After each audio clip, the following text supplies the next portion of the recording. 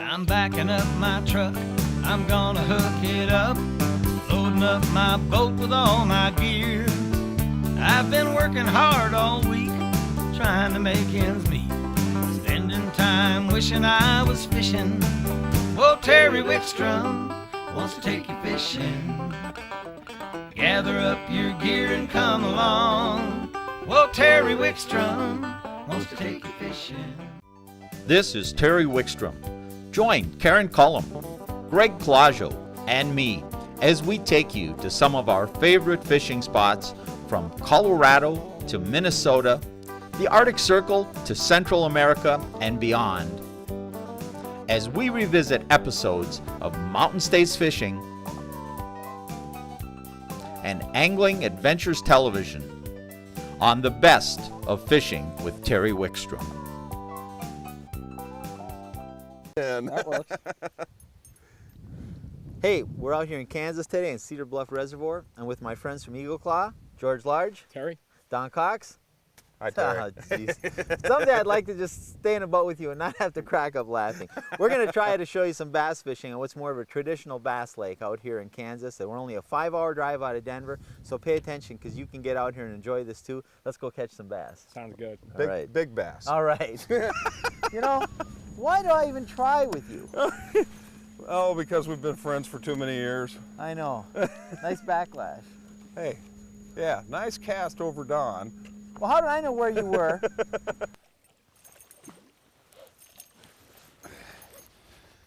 Getting a little bigger, Terry.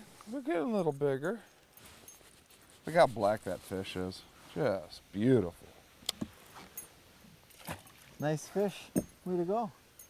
And what are you doing? I'm hung up. You want to go back and get me?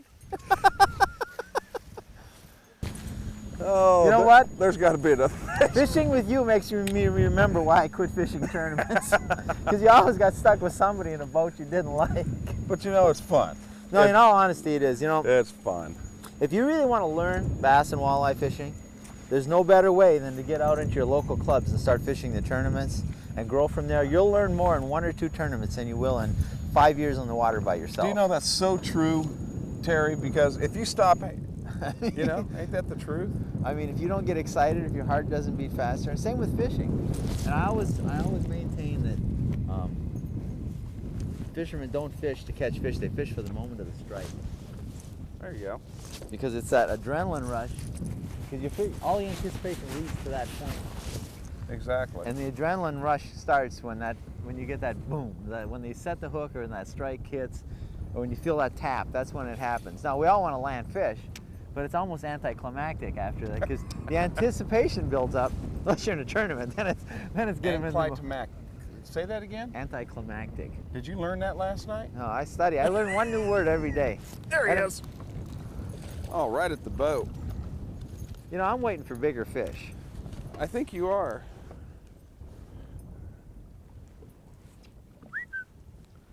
Go get Mama.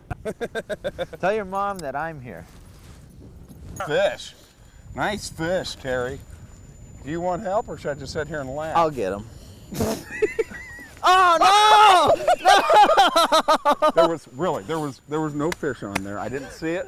I didn't see no fish. What was that little bit of slack? What was that? 3 to goose egg. That don't count.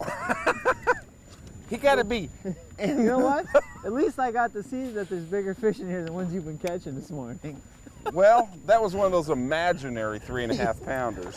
It was a pretty nice fish, and I just plain blew it.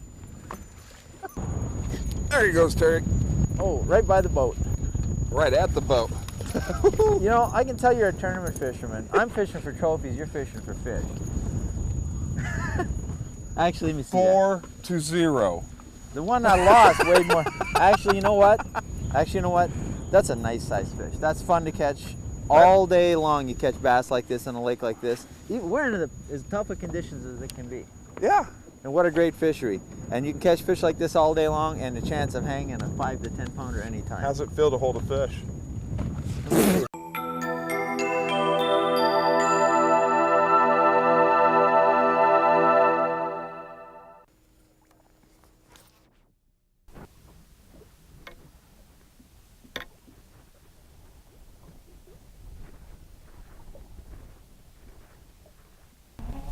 The top water, whoop. Top water ultralight.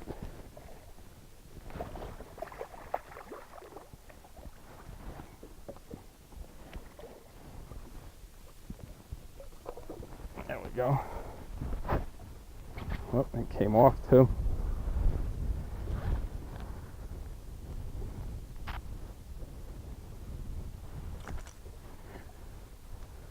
Yep. Slicing and dicing on the top water ultralight. Another small male. Top water. So I'm going to fish at top water and see if we can do something in here in the timber. Oh, there he is. And what we can do is, not a big one, but we got him on the jerk bait. A little 6-pound test. Ultralight, little small male. Popper. There you go, just a little guy.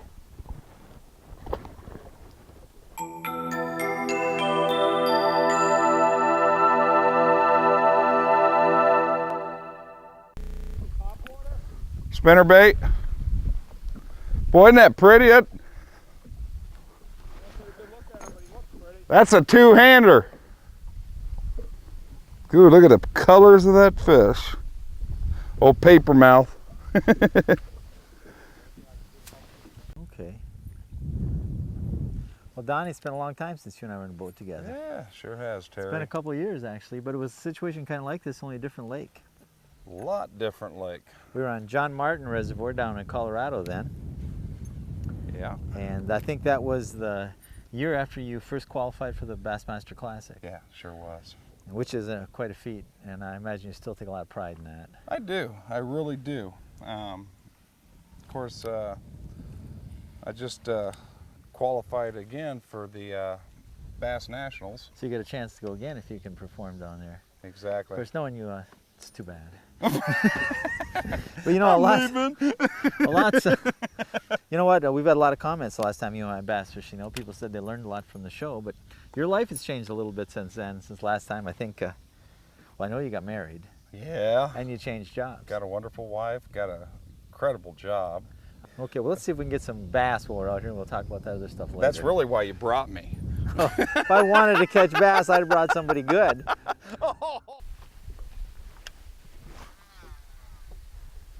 A little bit of.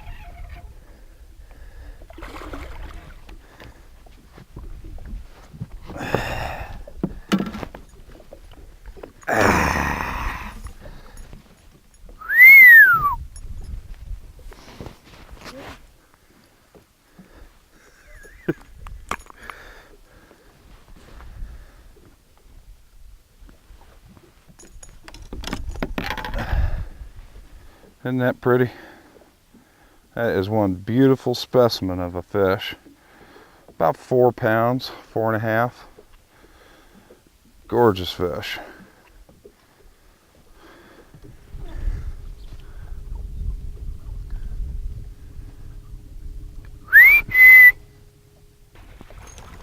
Hey George, that's 2.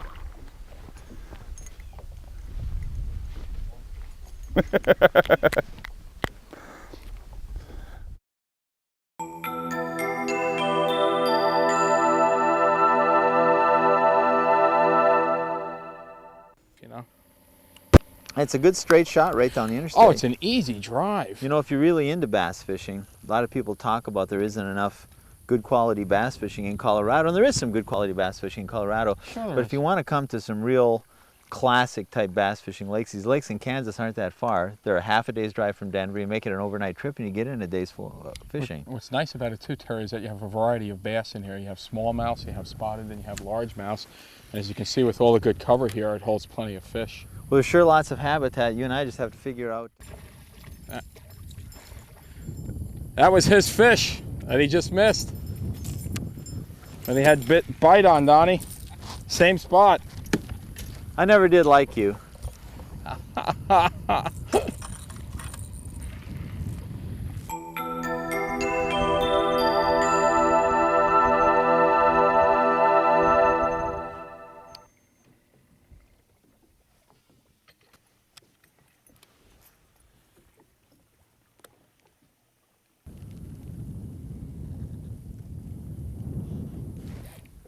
There he is. I heard him. You get him? Yep. Oh, came unbuttoned right here.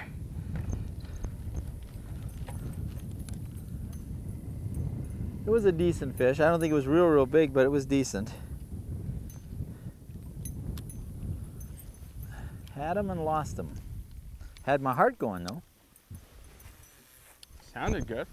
Yeah, he hit it. Oh, he hit it good.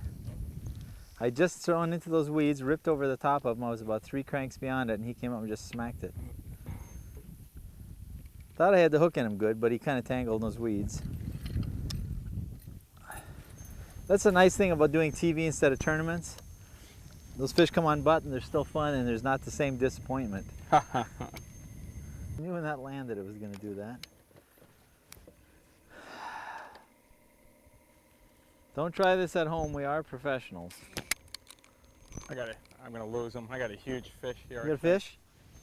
All right. Yeah, but I got a major backlash too, and I got this light line. All right, well, that's all right. I'm hung up and you got a fish and you got a back. Let's get the there fish he in. is, yeah. Oh, nice fish. Let's get him in. Yeah, it's not a bad one. Not a huge one, but I'm gonna have a major one.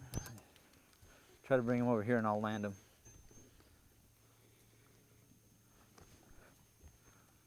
Oh, that's a nice fish. Nice fish. You have to give me a mouthful of treble hooks, don't you? This light line, you might want to be careful. Yeah. There we go. All right. You got a largemouth? Yeah, I think. Yep, I gotta go get mine unhooked. I'll let you take this. Okay, I'll get that out of here. Good fish, way to go. Got him. All right, on a crankbait. Need help? I think he's got me wrapped good. I don't know, he might not even still be on here, he wrapped me so bad. Flipped this worm right down in this bush with about 10 feet of water by it, and he just wrapped me good.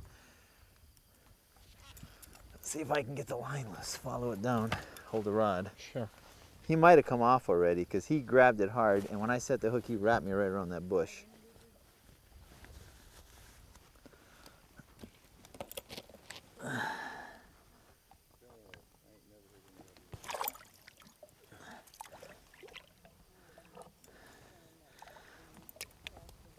I think he's gone.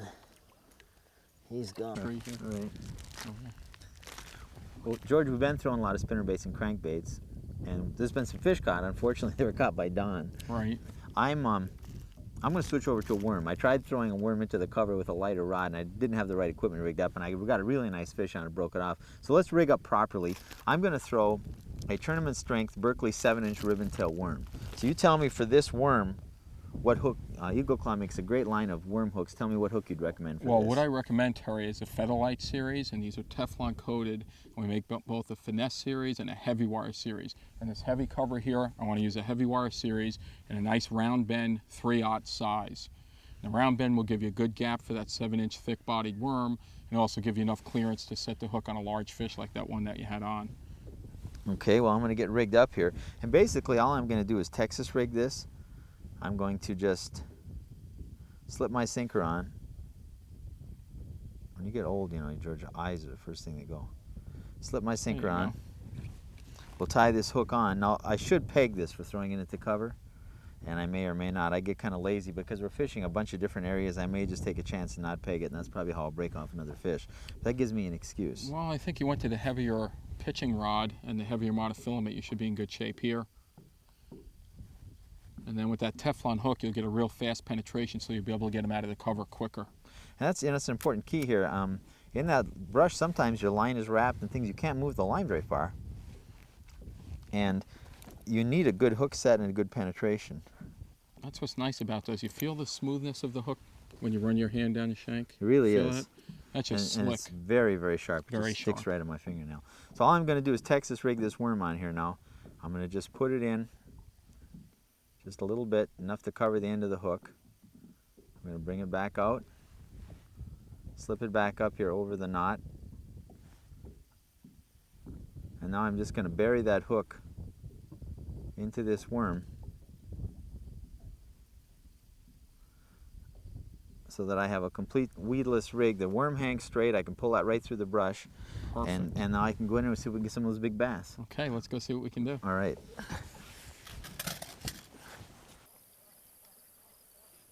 There. Oh. Come on, give us a jump. Give us a jump. It's not as big as I thought he was at first. They're all nice, aren't they? Yeah, they Boy, are. they're They nice, fight healthy. well. Nice, healthy fish. Come here. Oh. There. All right. Another cedar. Texas It's got a worm little bit again, of huh? a little bit of a mark in him. Oh, you got hit from another fish, you mean? I don't know Oh, what. yeah. Sure. I don't know Probably what when I that- was younger. Yeah. Good fish though. They're all good. I'm gonna have to get the pliers to get this one out, I think. I'll be right back. And you know, you can't be afraid to pitch to the same spot several times either. I'm gonna pitch back to this one over here.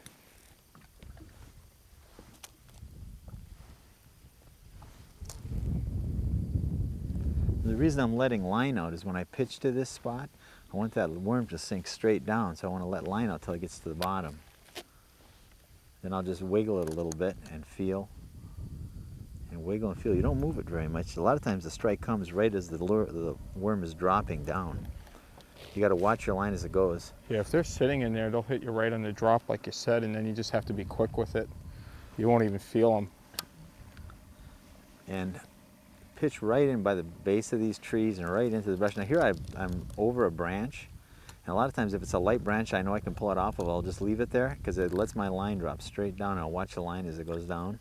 Either this is the beginning of that cold front headed that way and it might be a little bit early. There's one. There you go, nice fish. There we go. Beauty, yeah.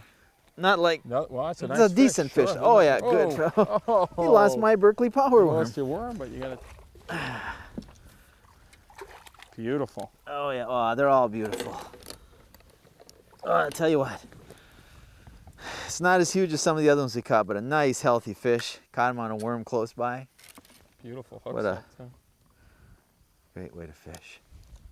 Well, I'm gonna get tangled up in the tree here. I'll get that off there before I lose it. Give you folks a good look at another Cedar Bluff, Kansas bass. That's a beauty. All right, nice go tell your mom largemouth. I'm here. All right. There we go. Oh, What you got? You he's got gonna it? get in the trolling motor. Not real big, but nice healthy fish. Boy, I love this job. worm Oh. fishing. We talked about that spot. We both wanted to cast to it. I can flip him up. He's hooked good. He's got that eagle claw hook penetrated right through him. And featherlight hook did it again, huh? Oh, perfect. Look at that. Perfect hook set. Look at that right there. No Beautiful. damage. It'll be easy to get out. And rehook him. Put that down. Oh, Not as big as some of the others, but a good healthy fish and fun to catch on a plastic worm. nothing wrong with him. Nope, not at all. Well, sir, it's your turn. I'm getting bit. They just can't get him to hang on. We got to go get him now. We'll get a big Okay, one. I got to get another plastic worm. He chewed me. What's nice about this too is you got good depth here. You're 9, 10 feet of water, so it's not too shallow. Need help, Terry? You okay? You run the motor. I'll try to get him. I'm trying to get you out of that cover. Oh, let me land that for you, Terry. That's I think a I can get him. Oh, monster. all right. Come this way. I'm glad I switched over to heavier line. You ready? Yep. Hold on. Oh, that's a pig. Oh, yeah. Oh, There you man. go. Look at that hook set. Perfect Oh. with that nickel Teflon round We bend. switched over. We just talked about switching over to this bigger rig. That, ladies and gentlemen, is a Kansas largemouth bass. That's a beauty, Terry. Oh, what a beautiful fish. The ribbon tail worm with the nickel Teflon featherlight hook. Perfect hook set. Berkeley Beautiful. power worm. Beautiful. That's a beautiful specimen. Nice fish. Whoa. Let's get him back in the water. Let's go get a couple more. Yeah. Her. That's a her. Oh, yeah, that's definitely a female. Yeah. Get her back in the water. Hey, guys, we got some weather blowing in, but we were out here a day and a half, but really a day of fishing. And in a day of fishing, we caught a lot of bass, a lot of different ways. Donnie, I want to thank you for guiding us around the lake today. My pleasure, Terry. George, I want to thank you for setting it up and welcome Eagle Claw on board as an official sponsor of Mountain States Fishing. Terry, you're welcome. We look for many more years to come and mutual beneficial for both of us. Well, that's great. And hey, you got to get out, enjoy the bass fishing in Kansas, enjoy fishing all throughout the Mountain States region, and join us next week on Mountain States Fishing Adventures.